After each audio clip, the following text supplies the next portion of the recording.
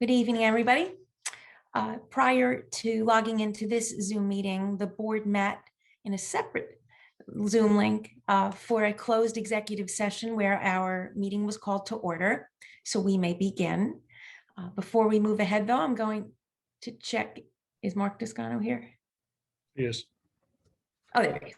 Hello, Mark. Yes, I'm going to check with our board attorney to just make sure that the agenda accurately reflects what we discussed in closed session. Yeah, just to clarify, the agenda version of the agenda that was available and published last Friday does indicate that there was a discussion about HIB matters. There was no discussion about HIB matters. In addition, there was a discussion under exception number 1, matters of personnel confidentiality rights, including but limited to staff or student discipline matters, and specifically staff and student health issues was discussed. Other than that, Madam President, that was the only change. Thank you, Mr. Toscano. So at this time, I will turn the meeting over to our superintendent, Dr. David Adderhold, for his report. Thanks, Ms. Cation. Good evening, everyone. Thank you for taking the time to join the board meeting this evening. I wanted to take a moment of opportunity to provide the public an update on where we are with respect to instructional model for the 2020-2021 school year. I want to thank the almost over 6,500 parents that completed surveys just about a week and a half ago. We closed that survey down a week ago Sunday. In the last week, our building administration in particular has done a tremendous amount of work to analyze the requests, to take a look at the students and the request and the class impacts to that. We gave them a charge with respect to trying to find pathways to bring as many students in person as possible. We looked at social distancing requirements and had a strong sense that the CDC would be forthcoming with information. We didn't know it would be coming out by Friday, but we did figure it would be coming out by after spring break. So with that charge in mind, we set loose on looking at how many students could we attempt to return in person, with the expectation that the CDC would go to 3 feet, which they now have done, and with the expectation that we would be able to look differently at our school buses. Specifically for buses, we looked at 1 student per seat versus staggered seating, with mitigation strategies of masks as well as windows propped or left open for cross ventilation, which would bring up to 23 students per bus, more than doubling of the 11 currently allowed under NJDOE guidelines. We also believe that the CDC guidance would be forthcoming prior to the NJDOE and NJDOH, and under the current parameters, we're supposed to follow the CDC rules, therefore giving us some liberty that if the CDC came out first, we wouldn't necessarily have to wait for the DOE or DOH to update their guidance, that we would be able to enact following the CDC guidance. So that being said, we went to task on trying to find ways. Coupling with that, at the last board meeting, there was discussion around vaccination. I want to thank the parents that took the time to reach out to members of the legislature, members of the governor's office, and to advocate for enhancing educator vaccination. We've seen a marked difference in the response from the legislature as well as the governor's office. And I can't say outright it's because of parent outreach, but I want to thank the parents that did, because every bit helps. So that there has been some vaccination centers being put up for educators, sponsored by the governor's office this coming Saturday in Hamilton, which is open to all educators around the state. We've been fortunate to work with Penn Medicine, and I want to thank Penn Medicine for reaching out to us in Mercer County, to the superintendents, to support us with getting additional vaccines. They also, through Jill Swanson and the West Windsor Health Department, have reached out directly to us, and we were able to get staff members in through Penn Medicine separately from the county in order to help get educators vaccinated. In particular, I want to recognize 4 staff members publicly for their efforts to serve essentially as a vaccination scheduling team.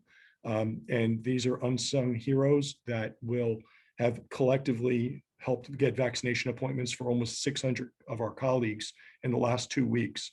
So I do think special recognition needs to go to our district nurse coordinator, Michelle Crilly, and 3 of her colleagues, Michelle Solar, who's one of our administrative assistants at the board office, Cheryl Morrow, who's a teacher over at Grover, and Julia Giordano over at Grover, teachers over there. The four of them pitched in together, have worked day and night to help people get appointments. So really pleased that we're sitting with over 1,000 staff members now, either with an appointment or with at least one shot at this point as we're moving forward towards vaccinating our educators. So again, that has been something that we've believed was an important step in the next announcement, which is we are going to be working to move students that have requested in-person instruction back to a full in-person model. Now that full all-in is a half-day schedule. So I want to be very clear. The way in which our schedules are built, elementary and middle school in particular, are not pivotable to a full day. So we will be bringing students in 5 days a week on an early dismissal schedule starting April 12th. That schedule will start again after the 1-week pause following spring break.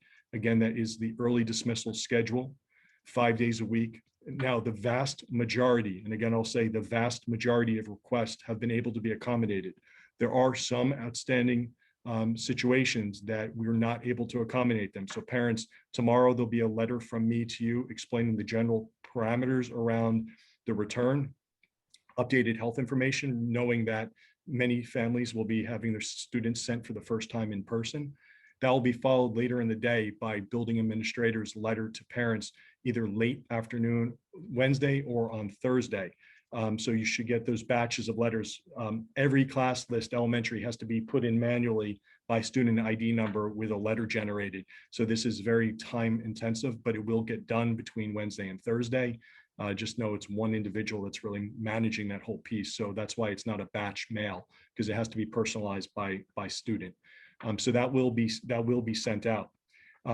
Where situations cannot be accommodated, there are unique scenarios based on, let's say, a virtual class of 28, where 2 students of the class roster requested in person. One said that they wouldn't mind changing a teacher, and then it would be 1 student in person with 1 teacher. Building administration will be making phone calls to families to talk through individual circumstances in those kind of scenarios. But students that are participating in a hybrid model, you can expect that your children will be in person 5 days a week on the early dismissal schedule starting April 12th. Students in a virtual environment, that's where some of the scenarios come into place. So again, I want to say thank you to our building administration, all the work that they've done. We've had tremendous number of meetings to work through some of the scheduling parameters. The CDC recommendation was sort of the icing on making sure that we can enact that. For those of you that read the health update, obviously I was giving a strong indication in that health update on Friday that we believed we would be able to do this. Had meetings with the building administration again throughout some throughout the weekend and yesterday and today. Like, big thanks to our transportation department, who's now been taking lists initiated by building administrators and starting to update bus passes.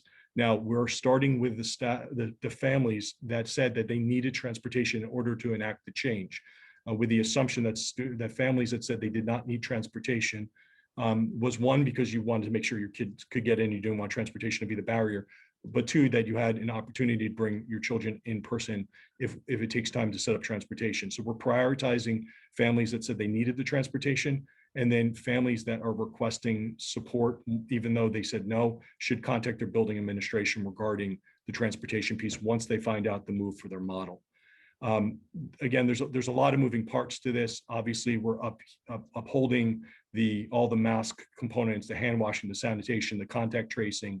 We had purchased and we have purchased, and families should know that the district implemented and spent time in the fall implementing bipolar ionizers in all of our schools. See, there are that is our energy savings measures here at the district. If I don't move, apparently the lights turn out. So you can see energy savings at work. So we will also be making sure that that threw me offline a little bit. We will make sure that we have masks available should students not have them. We will do the temp checks daily, the daily health screen forms, hand washing, hand sanitizer.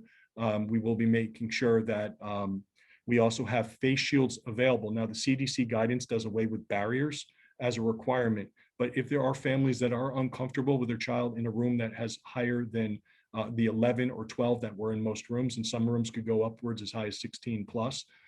We will have face shields available for children should the families wish them to wear them. That's also true for staff members. So parents should also know that there are some staff members that will be having a transition in their program, that they're going from a virtual teacher to an in-person teacher with a virtual student course load with students in front of them. That is a fundamental change of instructional model that they're going to be adjusting to with 11 weeks to go in the school year. I ask you to please recognize that the tremendous lift that will be for some of our elementary classrooms as they transition and pivot yet again an instructional model. They will do their best, I know, to pour their hearts into instruction, and they take their jobs incredibly serious. But please, I ask you to give them some grace and space as they make that transition, and it will definitely be a learning opportunity for them during that window of time. We should also anticipate, with a higher number of students coming on grounds, the potential for mitigation strategies to be used, yes, but we should also anticipate the potential of needing to move to sometimes shutting down a classroom, contact tracing to be escalated when we have more students. Now, there are still over 6,000 students that are requesting to stay virtual. We're going to honor that and remain virtual for those. There are a handful of families that still wanted to stay hybrid. And there are many families that are moving to an all-in model. So again, just please be mindful that we still are going to adhere to very strict social distancing components in places like music classrooms, as spelled out by the CDC. And you should also note that the CDC currently still states that cafeterias should still be at 6 feet. And so that does have some implications for the fall. We are still looking at what the fall will become. And we anticipate guidance to change over time.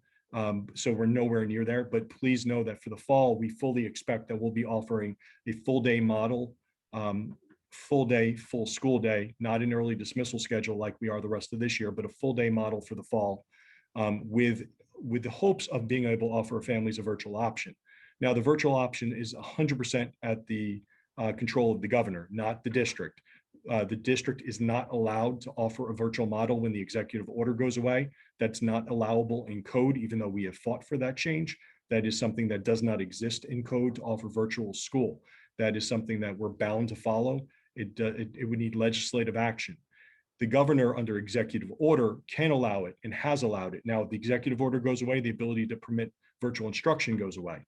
So just please know that we are bound on the whole piece in the fall of can we allow virtual completely at the behest of the governor, unless the legislature steps in with some kind of law change, and the governor would have to sign that. So we're not anticipating that happening in short order. That would probably be something they think about for like in the after action of the last year and a half of where we're going to be. But right now, again, we expect full in person for the fall, and obviously the health and safety guidelines and the way the virus moves will impact that. I believe I touched on the talking points I wanted to make sure that I spoke to. A letter will be sent out again from me to the parents tomorrow. So you'll receive that by midday, and then you'll start seeing follow-up communications, and it will be in batches. So parents should expect that if multiple children are impacted, it's going to go out by grade or by class roster at the elementary or by level at the middle school and the high school. So you may see communications if you have multiple children coming out in waves because it has to get put through by school or by class roster, depending on the level. And with that, Ms. Keish, I will turn it back to you. Thank you, Dr. Adderhold. Appreciate that. First opportunity for public comment. The board invites thoughts and reactions on agenda items and items of concern from members of our community who submitted written comments to the board secretary prior to the submission deadline and for this meeting, and from those who signed up on the form to comment via video and/or audio that was open and available on the district website up until the start of this first opportunity for public comment. Any written comments that were submitted prior to the deadline for this meeting will be read aloud by the board attorney for 3 minutes in accordance with board policy 0167.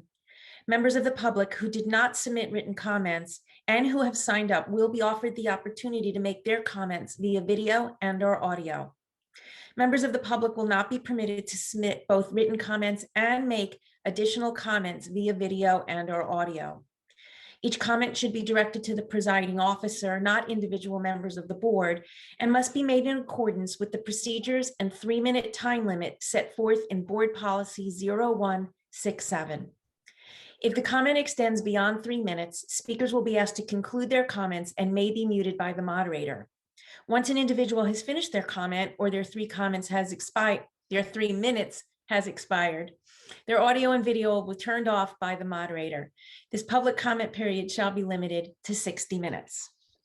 So as we always do, we will begin with those members of the community who wish to make comment via video and/or audio.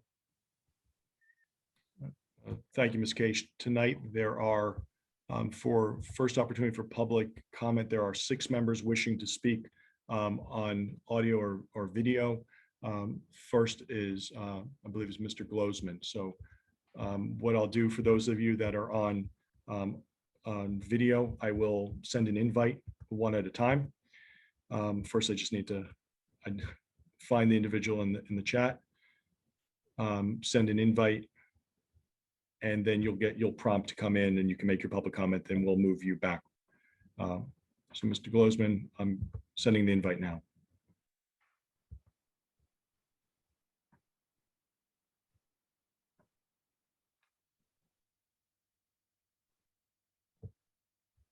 Can you hear me okay? Okay, I can't hear you, but since you can hear me, I will start. So thank you for the Board of Education for giving us the opportunity to speak. I wanted to start by once again thanking you for all the work you do. I've been in management for many years, and I don't know if people appreciate how hard it is to successfully manage even a small organization, much less coordinate all the moving parts that you have to deal with. You have to coordinate multiple schools, teachers, unions, staff, supplies, PPE, food, buses, special education, sports, and God knows what else. It's important to remember that there are many school districts with fewer students and better funding that have done a much worse job of managing their schools during this pandemic than the West Windsor-Plainsboro School District. So you should just know that this has not gone unnoticed. And the same thanks also go out to the teachers, other educators, and everyone else who works in the West Windsor-Plainsboro school system who have had to adjust to so many changes and just roll with the punches for over a year now. My wife, Leanne, is a nurse practitioner at a hospital.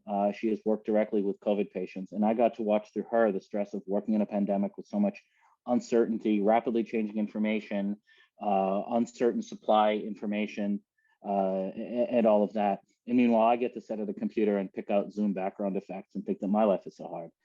So big, giant thanks to all of you who work in this district. And thanks so much to those who contributed to getting educators vaccinated. That was really wonderful to hear. Leanne and I, along with many parents at West Windsor and Plainsboro, have been asking for in-person education for our kids as soon as possible. And we are not blind to how complicated this can be. And we're so happy to hear that this is the direction that we're moving, and that's even going to be better next year as well. We would never ask anyone to put teachers and staff in an unsafe position. We just want to make it clear how important this is to us and how happy we are to hear the news. For many of our kids, virtual education is just not as good as in person. It's better than nothing, but it is worse, and especially for the youngest kids and those with special needs. The CDC finally changed its guidance on the 6-foot rule in line with all the experts in the data. This is the same CDC that still tells us to cook our hamburgers well done, but they finally caught up on this issue. Other states and other school districts in New Jersey are relaxing this rule and are therefore able to provide in-person education. And we're so glad that we're joining them and not waiting on New Jersey's Department of Education or anybody else. Our son is super excited to go back to in-person education in April, and both our kids are really excited to go to full days next year. If there's any way that we can help, please use us in any way that we can contribute. We are willing to do whatever is necessary to give our kids the best education possible. That's a big reason why we live here. Thanks again for all your hard work and for the opportunity to speak. Thank you for your comment. Appreciate it.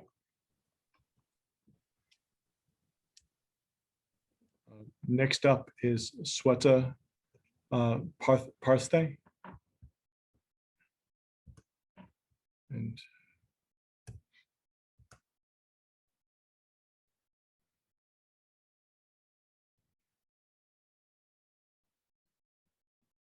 Sorry, I just have to toggle between screens and then find the individual. So Swetha, I'm going to promote you to panelist.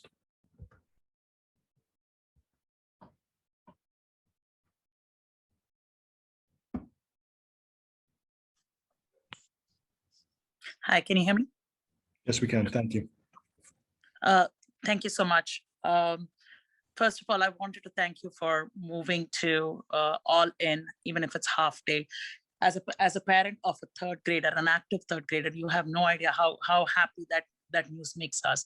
Over the last year, we have seen how engaged our child was and how over all those Zoom meetings and a year of electronics has made him not so engaged, and how he's not been thriving in this virtual / even hybrid environment. And the weeks that he's at home, we see a change in the characteristics, and the level of focus dramatically drops. So you have no idea how happy this makes us. Thanks to all of you for making this possible. And I know it is a very, very tough spot that everybody is in, and it takes a lot of work and a lot of planning and a lot of coordination between all the departments to make this happen. So thank you again for this.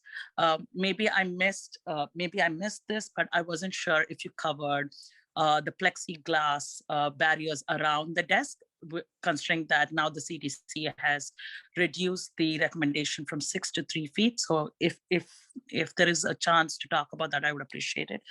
And as the other parents said, if there is any way that we parents can help in spreading any awareness, any kind of that you want us to talk to other parents about safety, about keeping your child back home when they're sick, anyway, please use us. We, as a group of parents, have been organized in trying to communicate our concerns with a virtual or a hybrid model. So please use us if you have any message to be sent back to parents, back to the community. And again, once again, thank you so much. This news makes us as parents very, very relieved. And I'm sure my son is going to be super thrilled to be back in school. Yesterday, bedtime, when I was putting him down and snuggling him for one last time, he said, I really miss second grade. Second grade was much more fun than third grade, where I got to see all my friends. And as a parent, I just put on a brave face and I said, it's a tough situation that we are all in, and and explained to him how lucky we as a family were. But then my heart slightly broke when as a third grader, he made such a statement. So he would be really happy to hear that he's going to go back all time. So thank you. Thank you for your comments. Thank you for your comment. Appreciate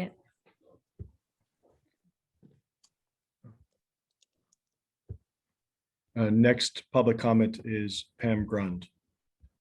Ms. Grund, I'm just need to find you on the attendee list, and I will then send you a link.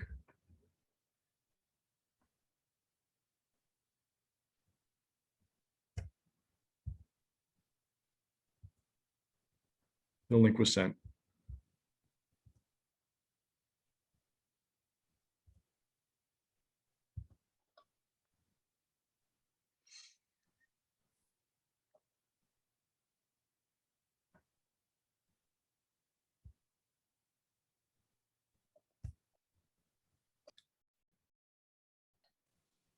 Can you hear me? Now we can. Yes, thank you. Okay, I don't know why. Can you see me? It says that your camera is off. Okay. There you are. Okay. Hi, everyone, and good evening. Thank you. I actually had prepared comments and questions, but Dr. Adderhold, you answered most of them, and I'm just thrilled with this decision. I can't tell you. And I never thought that I would hear my kids say that they want to go back to school. But the truth is they miss their teachers, they miss interacting with them, they miss their friends, and they miss normalcy. And so this is, like everyone has said, this is wonderful, wonderful news. I do have a few questions, and you may have covered this. I was late getting on, but if you could answer, how many teachers, you said that teachers were transitioning back to in school. Do you know, could you give us an idea about how many teachers, as much as you can, plan to return? One of the biggest complaints from my kids being home is that interaction. And even when they're in school, most teachers, have to prepare their lessons and teach to the screen rather than their normal teaching. And that just hasn't been very successful with my kids, and they really miss that. So that would be helpful to know. The current vaccination rate of teachers, I know we've made tremendous strides. If you could give us an idea of how many have been vaccinated and when you think the rest or the remainder will be, and for those that want it.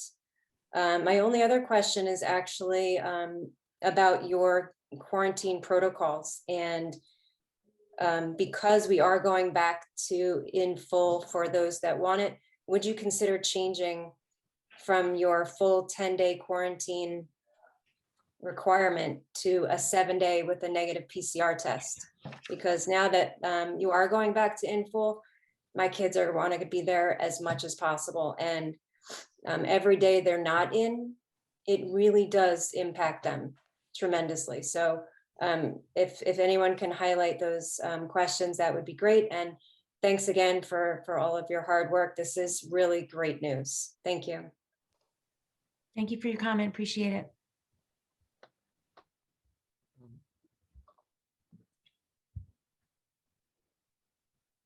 The next individual on the call is Ms. Besky, and I believe I do not see. Oh, there she is. Okay. And as I'm sending the promote to panelists link, just for the good of the community that's watching, board meetings are not give and take, back and forth conversations and dialogue. So if you're seeing that I'm not responding to individual parent questions, please know that at the conclusion of first opportunity for public comment, I usually try to make statements regarding themes that were raised within questions and comments. And usually it's not a standard give and take dialogue as in other forums. So just please know I'm not ignoring the comments, but I will make some kind of big response at the end with a totality of comments. And I see our next speakers here. You are currently muted. Thank you. Can you hear me now? Yes, we can. Thank you. Thank you. Thank you, Dr. Hatterhold, and the board members, as well as the teachers, the vaccination coordinators who have all done a lot of work. I think that a lot of the few parents that have spoken so far have already expressed our joy in terms of getting back to an in-person normalcy for as much as we can during this very difficult period. I think that what our biggest concerns were for our children were the psychological stress, the interaction with the teachers that they've been missing. There's not a lot more that I can add than what others have already said, but I just wanted to thank the administration and everyone involved in getting giving our kids another opportunity to salvage some of the remaining school year. Even if it's only 11 weeks, it's 11 weeks that they can have a better experience for this school year. So thank you. Thank you. Appreciate it. So Dr. Atterhold, is that conclude our video audio comments? No, actually, there's two more members of Okay. the public that are on the list. The next individual is listed as Becky Marks, and I'm gonna take a guess that Becky Ann Marks listed in the attendees is the individual. So I'm gonna promote Becky Ann Marks to the panelist.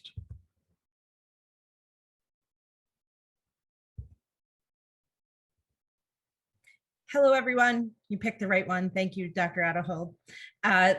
Thank you to the entire district to reiterate what all of the parents said. I mean, I think we, in a period where moving quickly is impossible, at least there's movement. So I couldn't be more thrilled to hear that we're moving in the right direction towards full day.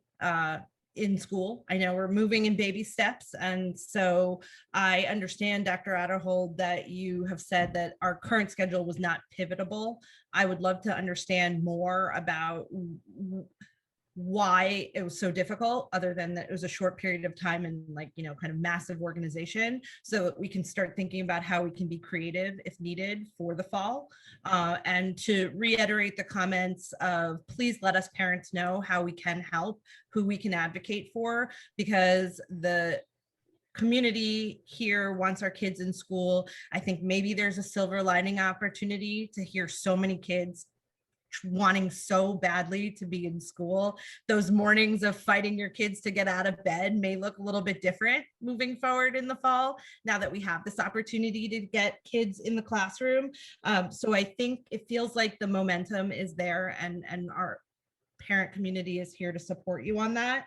I'm gonna be a little bit selfish and ask for more, because it's not enough to get our kids in school. But my question is around, now that spring has sprung, how do we get the kids outside playing more? And how do we break down some of the barriers on the playgrounds? And, you know, I saw the virtual field day, and obviously April 9th is really close, but how do we start to build the community back up of these kids that have had to be so separate? And how can we encourage that in a safe way outside, where we know the risks are a lot less, and give the kids the opportunity to be outside as much, because hopefully that will help with hopefully not having to mitigate as much, because the more time these kids are outside. I know at Dutch Neck, we're working hard from the Green Committee to get the community vegetable garden back up and running. And I know there's other opportunities in the community to get people outside. And I think that it is only 11 weeks left, but we shouldn't forget that this has been a school year where there hasn't been a whole lot of community building. And wherever we can continue to do that safely, we should try to make that happen. And, you know, thank you again for all of everyone's support, particularly the nurses and the staff that coordinated the vaccines. That happened amazingly quickly. So it's everyone, thank you, and thanks for listening. Thank you for your comment. Appreciate it.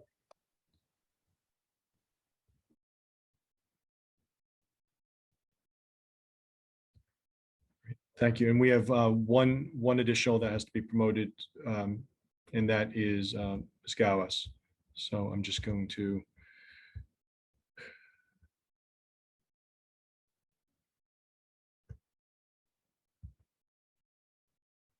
Sonia, link was just sent.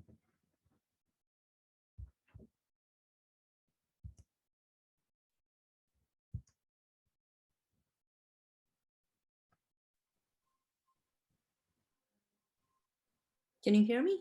Yes, we can. Okay. Well, I'm going to just echo every word that every parent has used so far. Very thrilled to hear the direction that we are moving in. And I wasn't going to make any comments, but I just wanted to come and thank everyone, Dr. Adderhold, all the administration, everyone who has been working tirelessly to bring our students, our children back with every safety measure possible that we can take. So I'm really thrilled to hear where we are moving. My daughter is already in Allens, starting, like, you know, since she started through IEP needs, but my son would be thrilled to be in school. It has been a struggle for him this year, especially being a new middle schooler this year. He has been struggling, and the kid who used to love school, where he used to be upset during spring break and summer break because there was no school, to the point that he doesn't like school anymore. So one thing that I would ask, and all the parents actually, to work closely with the school counselors, because I know they are available. I have been working very closely with them to help my kids come up or go past their sadness, if I may use, that they have recently. So I would really encourage everyone to do that. And again, I just want to thank everyone. And I would echo the word of, if there is anything as a parent we can do, please, you know how to reach us, and we will be there to help you out. Thank you. Thanks for your comment. Appreciate it. So at this point, we'll begin the process of sharing your screen for the written comments, correct, Dr. Adelhold? That's correct. Okay, thank you in advance to our board attorney, Mark Toscano, who will be reading that for us. Sorry, I'm just loading the comment. Okay. Mark, give me one moment just to. No, it's okay.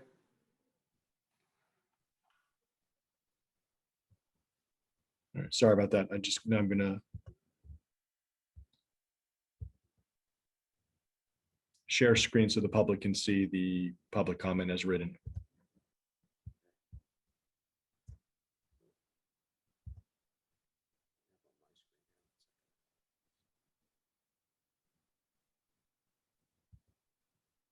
Mark, are you okay with them? I'm okay. I got it. Okay. It went away on my screen for a Making second. sure. That happened to me too. Okay, so the first comment is from Laura Cohen, and the comment is, please provide 5 days a week, every week option this spring.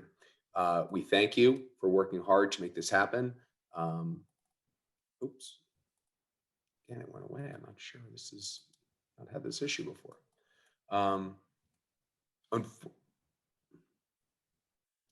It's like right on the text. I apologize. Unfortunately, with every day that passes, our children suffer. Today was another day that my 8-year-old woke up and cried in front of her Chromebook. The next comment is from Jamie Castaldo. And the comment is, first, I'd like to say that we have been very blessed with our teachers this year. My children have had the best of the best. And for that, especially given the circumstances, I'm so grateful. I do feel, however, that for the best intellect, emotional, and behavior development for my children and potentially many others, a full-time, consistent in-school experience is absolutely vital. We all want what is best for our kids. This is our common bond. For my children, they thrive best when they are surrounded consistently by their educators and other children. I recognize that all parties involved in the decision-making process regarding getting our kids back into the classroom on a more regular basis are working to their utmost ability to make that happen. Thank you for all your efforts. The next comment is from Jean Chow. And the comment is, I support a 5-day-a-week, every week option for my children. I look forward to seeing progress from the BOE in that direction. The next comment is from Julia Rainesh. And the comment is, thank you to the Board of Education, the teachers, and everyone for working hard at getting our kids back to school safely. I would like to join the other families in expressing my thanks for the flexibility the board and the district has shown in trying to respect the preferences of parents. And I would like to strongly request that in-person instruction be accommodated for anyone who asked for it in the survey that went out. Please use any or all creative solutions that you can come up with, and especially don't wait for New Jersey to remove the 6-foot requirement. The CDC changed their guidelines to reflect the overwhelming evidence that kids, especially the younger ones, are safer than vaccinated adults, and kids in masks are not a real risk to teachers, staff, or each other. Some parents want to stay virtual, which I respect, and I hope the district will continue to honor that. But our kids need to be in person. Many of our teachers want to be in person, and we are all willing to do whatever is necessary to achieve that outcome, all while following the science and the evidence that epidemiologists and public health agencies are providing. Thank you. The next comment is from Libby Barak. The comment is, many comments in the previous meeting have been asking for a town hall that will allow for questions to be asked and answered. Although parents can comment in board meetings, comments are not meant to be answered, which leaves a feeling of not being heard despite the attention and best intentions of the board members. Especially parents of children with IEPs have expressed a common desire for a more open dialogue with the district on challenges our kids face at the moment. We appreciate that several board members are parents of school-aged children, some even in the district, but each person has a bit of different experience, and especially parents of children with special needs should be given the opportunity to voice concerns that go beyond individual parent-teacher conferences. Board meetings are not the time or the place for question and answers, but there should be a public discussion in such difficult times. Are there any obstacles preventing the board from opening such a meeting? The next comment is from Jane Chu, and the comment is, first, I would like to join the other parents and members of the community in requesting full person instruction for the parents that have asked for it. The CDC no longer recommends the 6-foot rule, and relaxing this rule should make it possible for more in-person instruction. Through our coordinated efforts and in learning from our private school peers who have successfully implemented full-time in-person instruction for the past school year, I hope that we aim to do the same and move forward towards that goal for the fall 2021. The next comment is from Liza McCune, and the comment is, we are appreciative that the administration has been listening to our desire to our children in school every day. Now the CDC has decreased the 6-foot recommendation to 3 foot. I'm hoping that the students who choose to be in school can return 5 days a week starting on April 12th. Princeton and Robbinsville, along with other New Jersey school districts, have set the tone by successfully setting out a plan to bring their students back to consistent in-person instruction. To the staff members who do not want to return, I ask them to consider the following. We are our children's role models and advocates. If we don't show them how to move forward when faced with a crisis, then how will they learn to be resilient? Let's choose to be leaders. Let's have a plan. Take all the necessary precautions and move forward. What we're doing now is standing still. The next comment is from Apita Roy, and the comment is, please provide an all-in option for my children this spring, i.e. 5 days a week, everyday schedule. The next comment is from Marissa Hine, and the comment is, good evening. I wanted to take the opportunity to echo the comments and sentiment of my fellow parents in allowing the students to return to school this spring and next fall. I appreciate the consideration you've given this matter, including the survey. I believe efforts have been made by staff so that teachers, support staff, custodial staff, bus drivers, and cafeteria staff were provided opportunities to be vaccinated, and they have largely taken advantage of those efforts. I think that is reflective of what they want for both staff and students to return and the recognition of how important that is to both parties. Considerations for the board should include the following. Other superintendents have acted in regard to the updated guidelines allowing 3 feet. Data shows that children to teacher transmission is unlikely.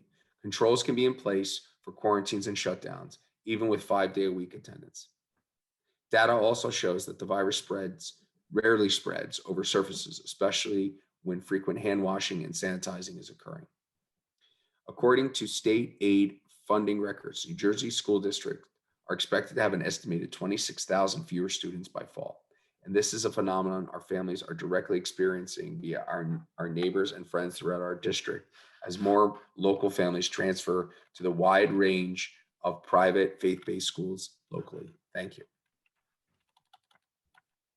The next comment is from Giomar Del Zuta. Comment is, please provide an all-in option for the children this spring. The next comment is from Jennifer Connaughton.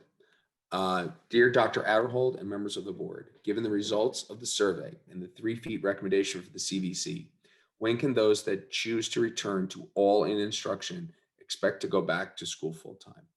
Now that the vaccine is available to teachers, have those that teach remotely been prioritized to receive the vaccine so that they can return to school and teach in person? In-person teaching is a huge priority for my children and many others. Thank you. The next comment is from Danielle Barbaro. The comment is, the CDC and New Jersey governor have relaxed regulations. Vaccinations are available and other local school districts are going back to school full-time after spring break. What is your plan to get our children back in school this spring and fall? And the last comment for the first public comment period is from Matt Wargo. And the comment is, with the new CDC guideline of 3 feet rather than 6 feet, how likely is it that school will reopen fully in the fall for a full day of in-person instruction, including lunch? There are already 143 school districts in New Jersey that are fully open as of last week. When can we join them? I realize that there is a public comment period. This is a public comment period, and you are in no legal obligation to respond, but please offer an answer with as much specific information as possible to allow parents to plan next year. On this important question, would be helpful to hear the perspective of the board as well as the administration. Thank you. Thank you, Mark. Ms. Case, if it's acceptable, and if I could provide some general response. But first, I just want to thank everybody who made a comment. So thank you for addressing. Great, thank you. Thank you to the members of the public that submitted written comments or made public comments. And just for the good of, again, the proceedings, many of you know that the board accepts written public comments between 5 and I think it's 5:30 and 7 or 5 and 7, but prior to the meeting. So those comments were submitted before I made the announcement, but we still are under requirement and obligation to read them and not pass any judgment or say we've answered that already, so we don't read them. So forgive the process, but we need to make sure that the public's comments are heard. So therefore, we have to read them into the record. With respect to, I have a bunch of different topic notes that I want to just try to hit on. I'll do my best to take them in order. One thing I just want to make sure that we're all of the same mindset of is, especially if your children have not been in school at all, that there's nothing normal about what they're entering. Wearing masks and being socially distanced, hand washing and separation, not being able to be in close proximity are still realities of what we're going to be experiencing. So there still can be a sadness, especially for those at the first week or two when your children are experiencing it, if they're going from virtual to in person. For students going from hybrid to all in, they've gone through that. That was the opening, and it will feel different because they're going to see more of their classmates in person, and I'm sure that will bring a happiness and a joy. But there is an awkwardness about making this transition to in person if they haven't done it at all. So just please be mindful that it's to be expected if it's the first time they're coming in person. But this idea of normal, there's nothing normal about what anyone's experiencing for the adults or the kids. With respect to plexiglass barriers, there is a removal of barriers in the CDC guidance.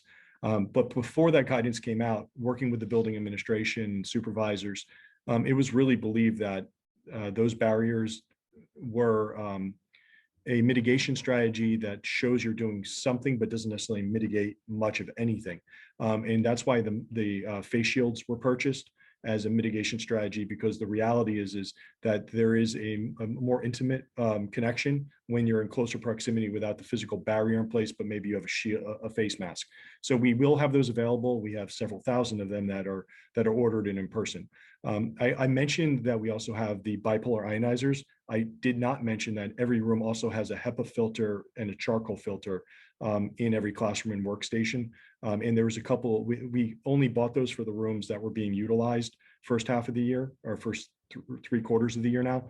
We have ordered additional that will be arriving next week, and they'll be in the classrooms as well. So not only do we have the bipolar ionizers, but we also have HEPA and charcoal filter air filtration systems for each individual classroom. So there are additional mitigation strategies that are being utilized in classrooms. Someone asked, I believe around hybrid. Hybrid, if a family selected all in, stayed all in, but if a family just stayed hybrid and responded that they want to stay hybrid, or they didn't respond to the survey, please know that their children are still in a hybrid environment. So we did not make a change if a change wasn't requested. And if a family selected hybrid and then selected to stay hybrid, we honored that. So that means they would be in a hybrid 1, hybrid 2 model. So please know that we honored the request as written on the survey. There was some buildings that also then went through, if there was questions, sometimes someone went from hybrid to all virtual, that raised a flag, and then direct phone calls were made because that didn't seem like a likely selection. So if there is a mistake in the survey response, I think we're expecting a certain number of calls, but please be mindful that we work to honor the request as submitted. With respect to vaccination of staff, I would be hesitant to talk too openly about that, because we can't mandate it. Staff member, there is no mandate under the New Jersey Department of Health, New Jersey Department of Ed, or under OSHA or under the CDC that says that a school district can mandate of staff members to get vaccinated. There are many staff members that have selected and absolutely want the vaccine, but not surprisingly, for lots of different reasons, there may be staff members that are hesitant, whether it's a medical condition, whether it's a recommendation of a doctor, whether it's a concern about the vaccine. That is a right that they have at this time, and it's not been mandated by under law, and it's something the district is not allowed to mandate. So that also gets into the question of how many staff will be on site. And while I don't have those direct percentages, because the HR department, human resources department, and the building administration is in the final conversations in the next 2 or 3 days with staff that are getting informed of the recall. This evening, prior to our board closed session, I had an all district faculty meeting through Zoom where I met with the district staff, and over 500 were able to attend with 1 day's notice to inform them what I shared with the community tonight. And many building administrators have already had conversations. There may be specific circumstances that would preclude an individual from being able to return due to certain circumstances. And there is a personnel privacy component that I have to honor, and ultimately I'll have to defend, and parents will have to understand that there may be decisions that need to be made for specific reasons. Where there was courtesy placements, and when I call it a courtesy placement, that's a made-up term, but that's essentially when more kids wanted to be virtual than the schedules permitted. There were some staff members that were given virtual assignments by nature of the children's schedule decisions. Some staff will stay virtual because the entire class roster is staying virtual. Other staff members will be coming in. So I would say that at the middle school and high school, you will see more staff on site than previously. To what extent, I don't have definitive numbers at this time, but there will be more staff returning to in-person. At elementary, it's very much driven by the programmatic needs and the requests of the students within the program. There will be several staff that were in virtual assignments that now will be teaching virtual and hybrid. And there will be, I'm sure, some concerns for parents of virtual students that say that the instruction is going through a transition. And that's why I said, in between all this, there's staff members that are trying to do the best for the kids in both virtual and in person. So that's where I asked for that sort of forgiveness and grace while they're going through that transition. And it'll be very obvious to the parents of impacted children because the teacher's going to be in a classroom with a mask on in front of other kids and trying to teach in duality.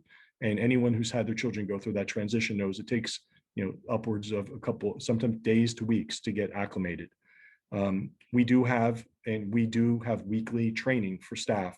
And I know on the virtual half days has been something that I know some parents would request that we didn't do. But what we've done with that time in this time period is run weekly training. Our staff's not off. They're in 3 hours of training during that virtual time once a week. I should note at this point that because of the virtual pause, the day of April 6th, which would have been the beginning of virtual half days, is a full day. And we are not using the training that first Tuesday of April because it's after spring break. So we did not use that as a virtual day. It will start again on the 13th. Regarding the pivotal component, this is, I think, sometimes a little bit hard to understand how the nuances of schedules work and how the movement parts of the 9,300 students and the over 900 teachers and staff works with the interplay of all the different prevailing needs of students, IEPs, basic skills, OTPT, speech, therapists, ESL support services, whatnot. There's a lot of push and pull in programs that get built. So if you recall back in June of last year, guidance didn't come to us until June 26th. And that guidance had, well, I know I raised 451 questions to the Department of Ed personally and submitted them to get no answers. But the reality was then our commissioner was then left to go to be the president of King University. We had a vacancy there and they furloughed the entire Department of Ed. So it wasn't until August that we started getting answers. You might recall it was the third week of July that parents were given the right to select to go to virtual. We were surveying like mad during that time period. And we didn't get DOH guidance, Department of Health guidance, until the third week of August. So you put all those factors in place. The district had to build the master schedule for the elementary and the middle school with limited structures and guidance. And at the time, it was ultimately build it without lunch was a big component because the guidance around lunch we were highly concerned about, still are, quite frankly. We also have built a schedule where all the special area classes, all the pull-out and support services, all the push-in support services, all the occupational therapy, speech, physical therapy programs are built around time periods. If you were to change that, you have to undo the whole master schedule. That is not realistic. in motion with 11 weeks to go. So what we are doing is we are honoring the structure of the early dismissal day. Students will still go home. They will still go to virtual instruction in the afternoon with their classmates as they've had this entire year. The difference is more kids will be in person in the morning based on the selections that were made. So I know it's a lot, and also without the way the lunches weren't built into the schedule, you really do have to rip apart and rebuild. And so other districts built them differently. Doesn't mean they built them better. They just built them different. We all did. 600 districts built them different. And I know there's a comparison to the 140 something districts that have done something somewhere about something.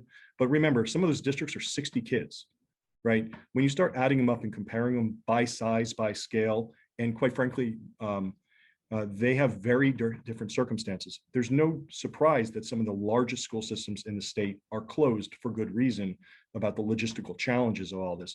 And our 33% of kids coming in daily is bigger than 7 of the 9 districts in Mercer County.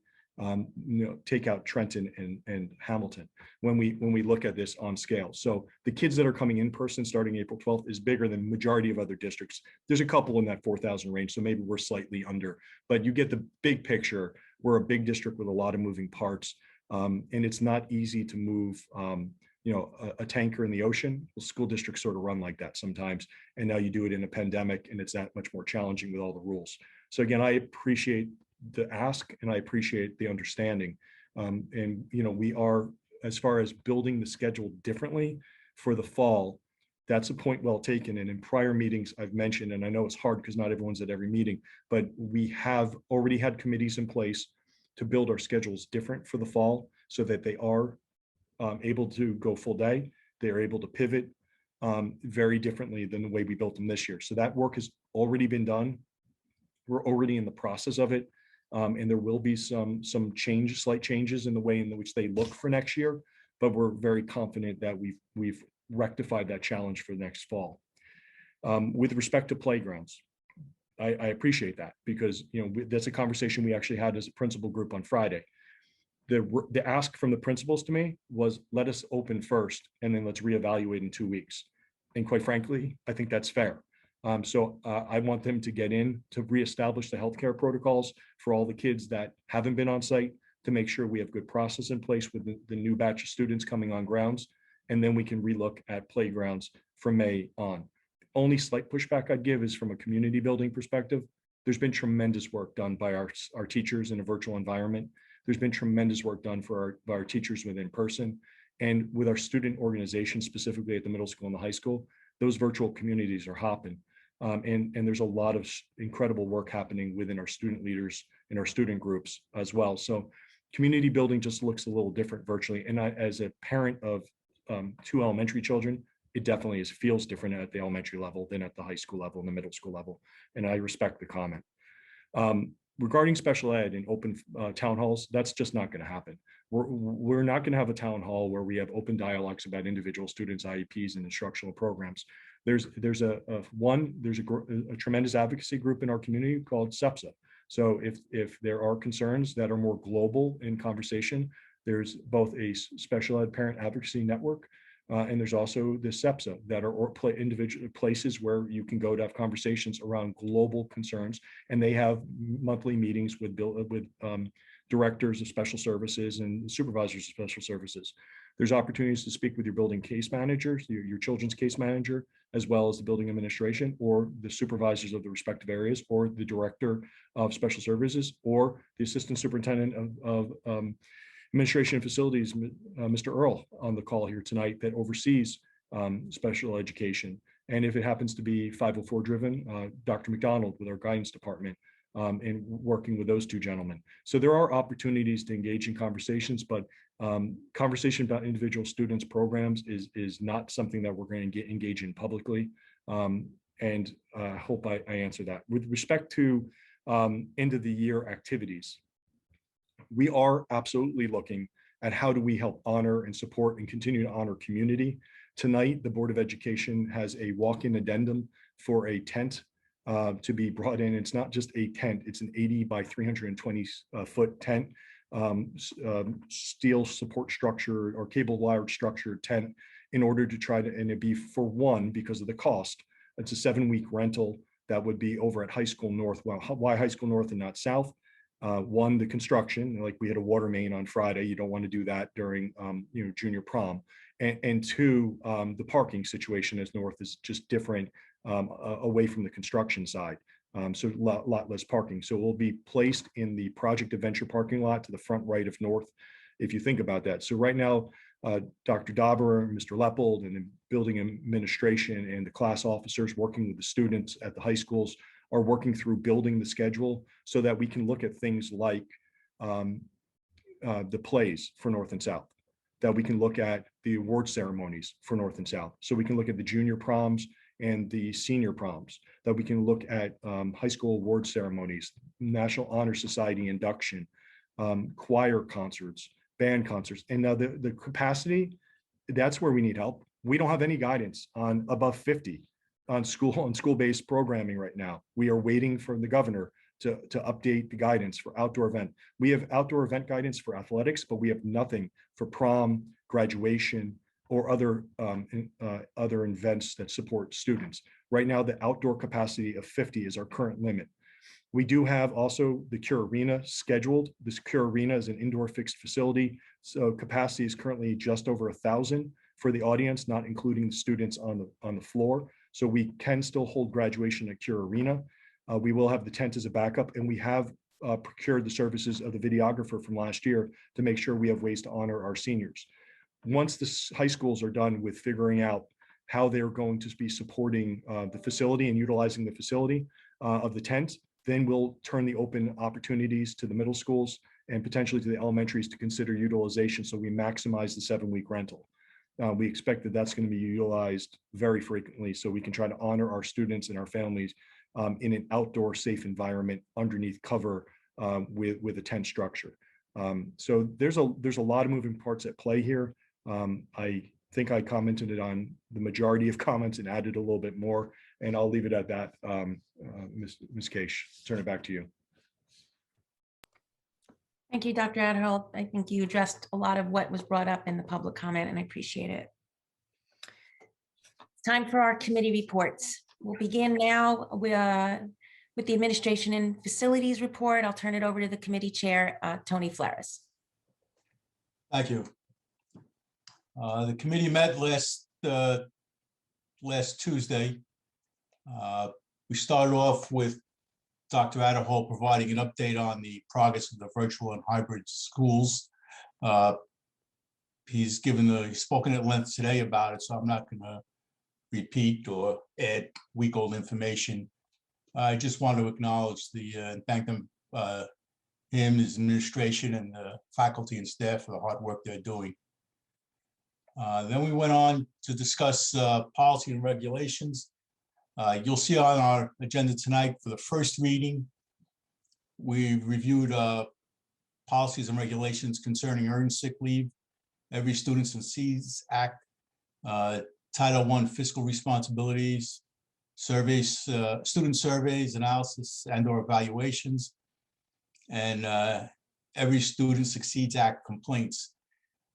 These are all been updated by Strauss Esme to conform with changes in recent laws. One item, No Child Left Behind, was replaced with Every Student Succeeds. They don't change very much, minor changes to what the district does. But in order to comply with the law, we have to revise the policies. They're on the agenda for the first reading. If any board member has a comment, please provide them to Mr. Earl or myself. Also on the agenda are the second readings for the board member resignation and removal, administration of medical cannabis, and lead testing of water in schools. Again, a lot of these were just to keep up with changes in the law. We did receive comments from board members after the first reading. We've made some minor edits and recommend their approval at tonight's meeting. Finally, policy 24-1501, academic standards, academic assessments, and accountability. We're proposing to abolish it because the items covered in that procedure are covered by other board-approved policies and regulations. So this policy isn't necessary any longer. Then we discussed a donation. The Boy Scouts will collaborate with Dutch Neck PTA to organize a cleanup day on the Dutch Neck Garden.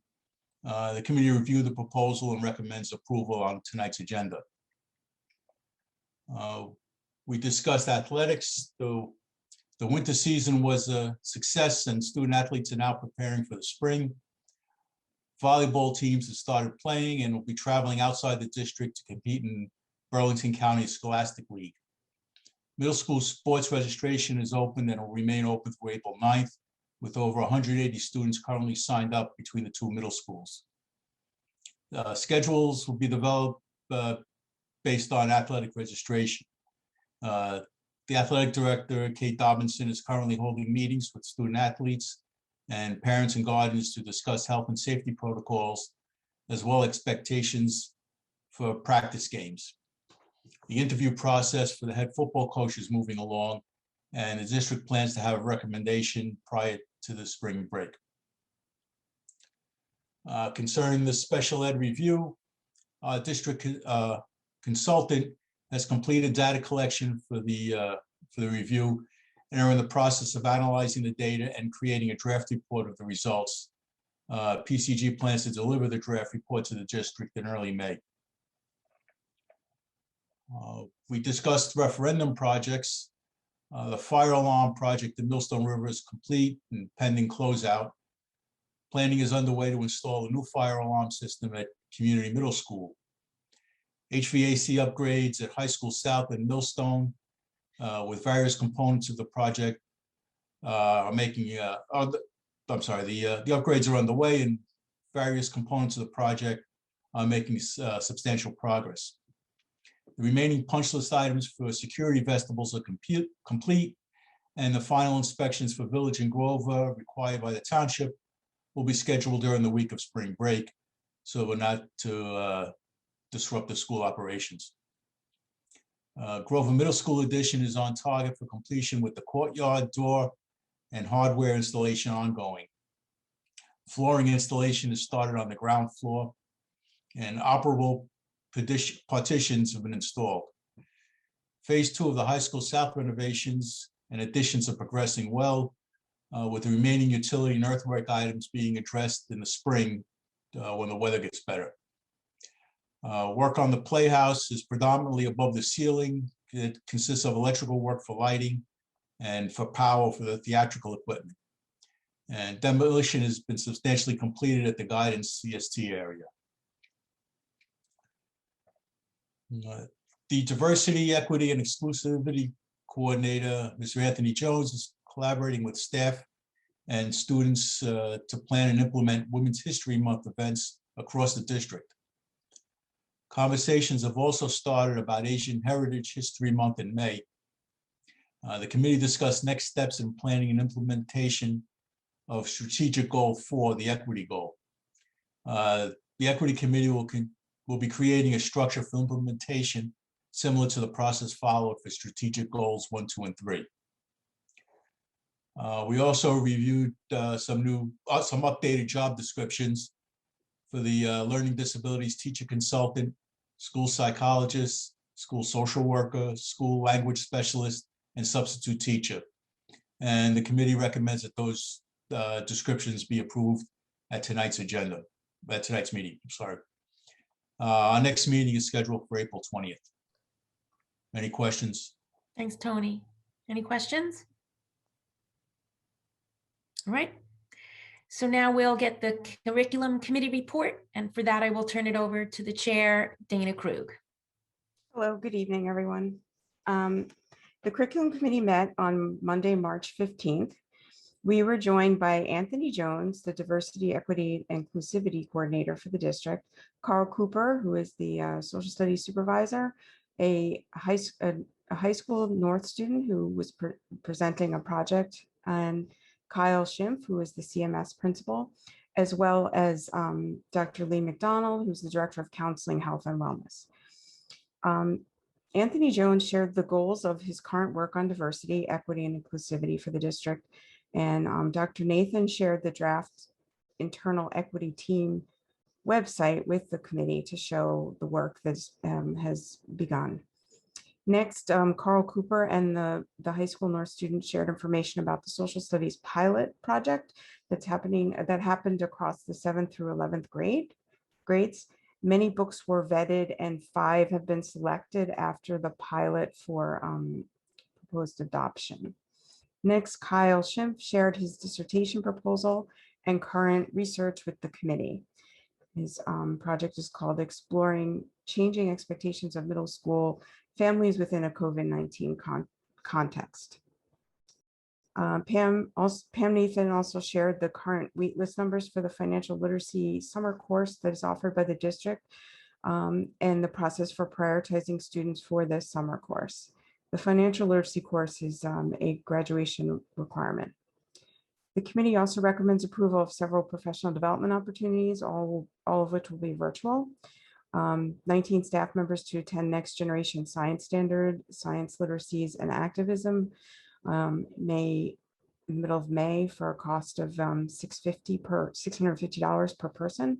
5 staff members to attend a 1-week Teachers College Summer Writing Institute at the end of June at a cost of $850 per person. 6 staff members to attend a 1-week Teachers College Summer Reading Institute at the end of June at a cost of $850 per person, and 1 staff member to attend a 1-week Teachers College Summer Equity Institute also at the end of June at a cost of $850 per person. The committee also recommends approval of the disposal of instructional materials based on the criteria for disposal in accordance with Regulation 7300.1. All of the items that I will name have either are so outdated as to no longer serve a worthy instructional tools, or so worn or damaged as to preclude effective use and economical repair restoration. There's 618 books from the Maurice Hawk Media Center. And then there are 4 different musical instruments. There's a bass and 3 cellos that are no longer able to be used. Further, the committee also recommends acceptance of an EB alto model saxophone donation that will be used by the district's music department. The committee will next meet on Tuesday, April 20th. Thank you, Dana. Does anybody have any questions about the curriculum committee report? All right, next up is the report coming out of the Finance Committee, and I will turn it over to that committee chair, Louisa Ho. Thank you. So the Finance Committee met on March 16th. The committee reviewed the monthly financial reports. Staff shared that no accounts are overexpended and there are sufficient funds to complete the year. The budget is tracking similarly to last year, with one slight difference due to the lag in the processing of health insurance claims since January 1st. Next, the committee reviewed agenda items for today's meeting. Staff informed the committee that the district had been planning to rent 2 large tents, 1 for each high school, so that end-of-year events could be done outdoors. There were no responsive bidders for the March 16th bid opening. Because the district advertised and conducted 2 bid openings with no results, purchasing laws allow the finance office to negotiate a price for the tents. David updated you at tonight's meeting that we are going with 1 tent, and he explained how we were going to use that tent. All right, back to the committee meeting. The high school north additions and renovations bid opening occurred, and the bids were significantly over estimate. A motion is included on the board agenda to reject all of the bids as they exceeded the budgeted amount. Also on the agenda are motions for the use of New Jersey cooperative bids for the purchase of built-in classroom furniture and technology infrastructure equipment for the community middle school referendum project, and communication and video safety equipment for the Grover Middle School referendum project. Also on the agenda is the approval of a change order, which will close out one of the remaining contracts from the Maurice Hawk project. Also, are motions to approve the disposal of obsolete kitchen equipment and approve staff members' virtual attendance at several workshops. Next, staff updated the committee that our 2021-22 budget was submitted to the county office for review. For capital projects, staff shared that the construction of the village salt storage shed continues with the installation of vinyl siding and electricity for lighting. Staff provided updates on the referendum projects. Tony has already covered that, so I'm going to skip that. Staff shared updates on energy savings improvement projects. At High School South, the Science Wing chiller is ready for startup now that the weather is warmer. Most other projects at the school are complete, with the balancing contractor on site performing tests on the newly installed equipment. Electric metering equipment still needs to be installed to segregate the new construction portion of the building for energy tracking and rebate purposes. Final punch list items are being reviewed along with training of staff on new equipment. The combined heat and power unit near the pool has control work, integration, and staff training to be completed. At DutchNet, controller integration work continues and system balancing and staff training is needed. Work at Community Middle School is near completion. Punch list items need to be reviewed and control systems need to be programmed. There's installation coordination work going on with existing equipment that ties into the new equipment. Electric meters still need to be installed in the areas of the addition for tracking and rebate purposes, and the training of staff still needs to occur. At High School North, work on the computer room is underway with one unit installed and running. The second unit will be installed shortly. The lighting retrofit at North is 99% complete. At Grover, work is continuing on the lighting retrofit. Punch list review and commissioning is occurring at Village and Town Center. Solar installation has started at High School North, High School South, and Maurice Hawk. Staff updated the committee on cafeteria issues. As of the end of January, Sodexo has donated $59,000 in Sodexo employee hours to assist our nurses with COVID-19 related tasks. Thanks. The cafeteria operation for the food distribution is running a deficit of $41,520 as of the end of February. For transportation, there is a bid opening on Wednesday, March 17th for the routes that did not receive bids at the last bid opening. There will be a walk-in item to accept the results of the bid opening. Next, staff discussed COVID updates. Most of the issues Dave has already covered with more recent information, so I'm going to skip that as well. Looking forward to the 21-22 school year, the district is looking to start school with schedules based on full day in person and full day virtual with the ability to pivot when needed. The district is looking at technology that would facilitate this concept. There are challenges associated with the next school year, including how to safely provide meals. The school board will also be considering returning to in-person meetings as staff and students return. Other business, staff shared that the previously postponed solar renewable energy credit sale will take place on Wednesday, March 17th. The committee will next meet on April 20th. Thank you, Louisa. Are there any questions for the Finance Committee? All right. That brings us to the voting portion of our agenda. Administration items, we begin with one addition, one edit that I need to ask you to make. On administration item 2, I need you to add in case number 220831 GMS 0311-2021. So with that additional HIB case, could I please get a motion on administration items 1 through 7? Martin and Tony, are there any questions or comments about the administration items? Thank you, Chris. Okay, we'll start with Mr. Flores. Yes. Ms. Ho, Yes. Ms. Krug, Yes. and next is Ms. Maliga. Yes. Mr. Whitfield, Yes. Ms. Zovich, Yes. Ms. Juliana, Yes. Ms. Case. Yes. Can I please get a motion on the curriculum and instruction items 1 through 3? Dana and Rachel, are there any questions or comments on the curriculum items? Thank you, Chris. Okay, we'll start with Ms. Ho, Yes. Ms. Krug, Yes. Ms. Maliga, Yes. Mr. Whitfield, Yes. Ms. Zovich, Yes. Mr. Flores, Yes. Ms. Juliana, Yes. and Ms. Case. Yes. For the finance items, can I please get a motion on numbers 1 through 14 plus the addendum? And the addendum includes the negotiated bid for the tent at High School North and a number of awarding a number of route transportation contracts that Louisa had mentioned in that report. So 1 through 14 plus the addendum, Loy and Louisa. Are there any questions or comments on the finance items? Thank you, Chris. Okay, we'll start with Ms. Krug. Yes. And next is Ms. Maliga. Yes. Mr. Whitfield, Yes. Ms. Zovich, Yes. Mr. Flores, yes, Ms. Ho, Yes. Ms. Juliana, yes, and Ms. Case. Yes. Can I please get a motion on personnel items 1 and 2 plus the addendum?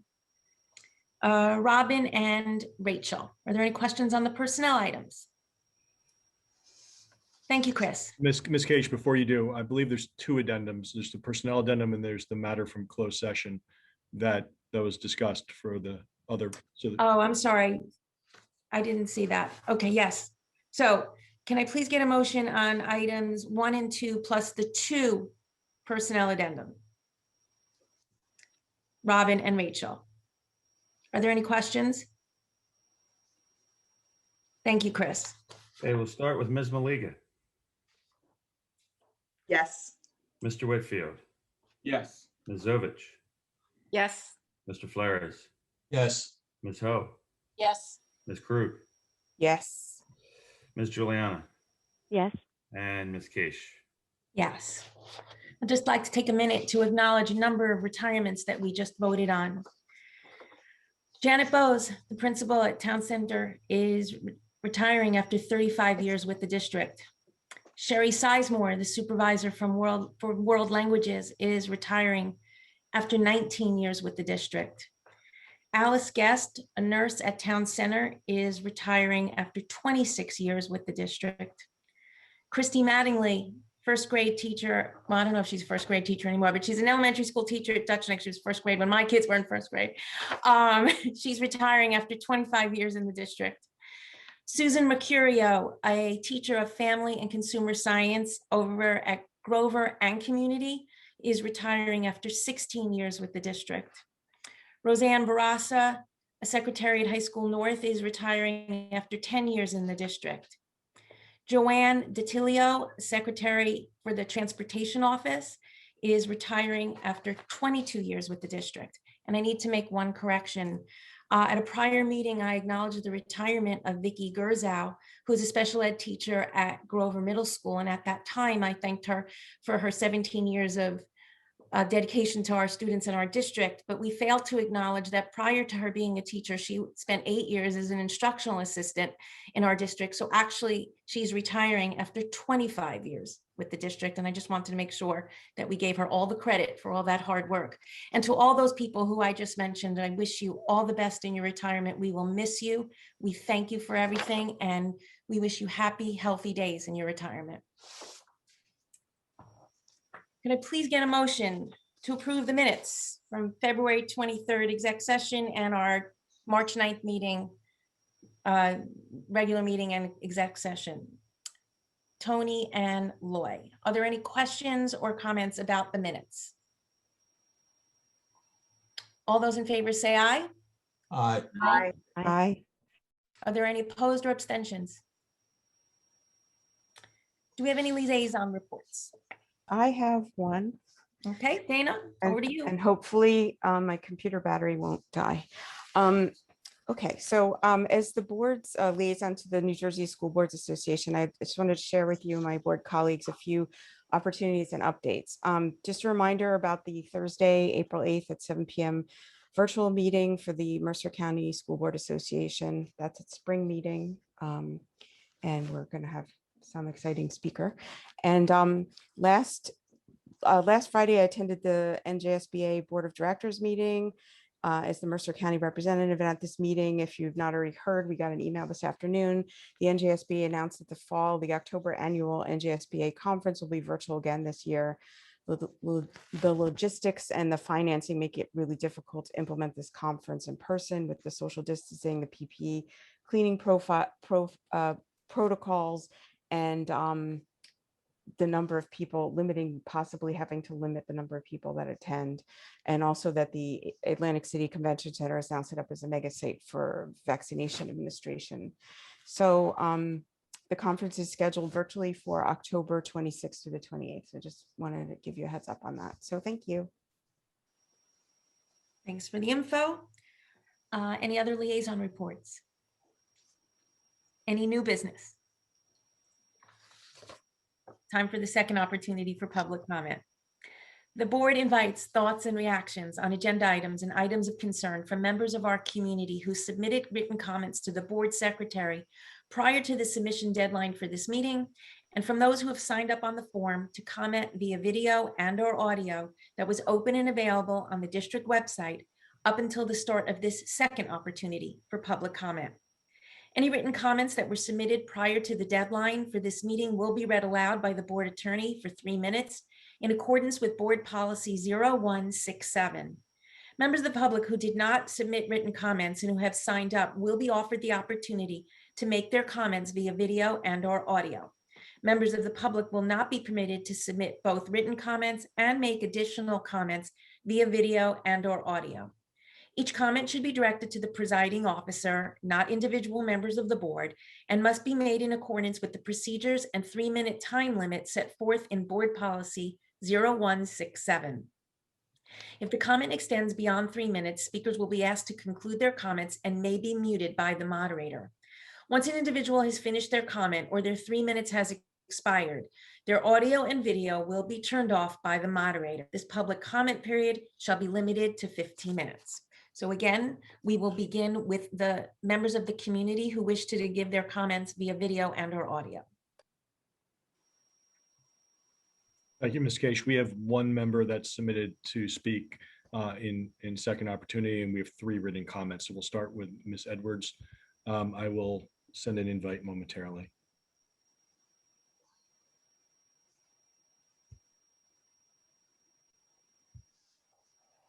Toya, I just sent the link. Hello. I am not going on camera. Not happening today. Good evening, everyone. I hope the parents that made the first public comments are still listening. It was a year ago that we all went into this pandemic and we didn't know what we were getting. We should be thankful that the district offered parents the opportunity to be hybrid in the beginning, where a lot of folks went virtual because, quite frankly, we're in a pandemic and folks were losing their lives. Up until today, we lost over 500,000 folks to COVID and we're pushing 550. Let's not lose sight of that. And let's not lose sight that these teachers are risking their lives to teach our kids. I understand that everyone wants their child back in an all-person environment. However, these teachers are in a real life or death situation. So let's be mindful of that. Let's be sympathetic of that. Let's be empathetic of that and do everything that we can as parents to make sure that our kids keep their masks on, keep their hands washed, because these teachers are going home to their own families that could be impacted and affected. So let's just be mindful of that as we're pushing for all in. Thank you, everyone. Stay safe and have a great night. Thanks, LaToya. Appreciate it. So now we have written comments, and thank you, Dr. Aderholt, for sharing your screen, and thank you, Mark Toscano, for reading those comments. Okay, we have 3. The first comment is from Libby Barak, and the statement is, since March 2020, the teachers in the district have worked tirelessly to adapt to a new reality. Starting with only a few hours of work a week, the kids now have a full schedule. We all applaud the teachers for the way they mastered many technological skills and handled this transition with great effort. At the same time, human learning is most effective through social interaction. When people converse, they use shared attention, gestures, inattention, and shared vocabulary that is the basis for efficient learning across all ages. Many of the classes in the district use independent activity choice boards, pre-recorded videos from YouTube, and applications such as Prodigy, Scholastic, and others. These options are not designed to support learning, and this overwhelming use is a source for concern. Is the district monitoring or providing guidelines for the number of sessions a week such options can and are being used instead of synchronized teaching? With all in students, Will all-in students still use such options, or will teaching go back to proper active teaching methods? This question is asked with full respect and gratefulness for teachers' efforts. Perhaps work demands can be offset from teachers using resource teachers for lesson design so that in-class teachers will be able to focus on the execution of lessons and communications with students. The next comment is from Shraddha Adapu. And the comment is, what are the plans for the school to open? It is affecting the mental well-being of kids, and that should be the highest priority. And the last comment is from Deborah Charles. And the comment is, I support a 5-day-a-week, every week option for my children.